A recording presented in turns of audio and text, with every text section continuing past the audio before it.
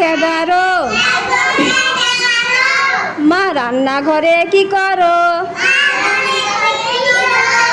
1 10 2 12 ভাত খাবো ভাত বাড়ো 1 10 3 13 সবজি দাও আরো 1 10 4 14 খাবো ডিম সিদ্ধ 1 10 5 15 একটু মাখিয়ে দিতে পারো 1 10 6 16 মাখানো কি হলো 1 10 7 17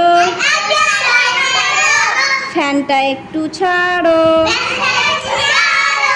1 10 8 18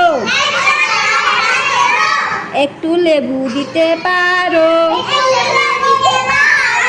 1 10 9 19 সাথে কাঁচা মরিচ 2 10 20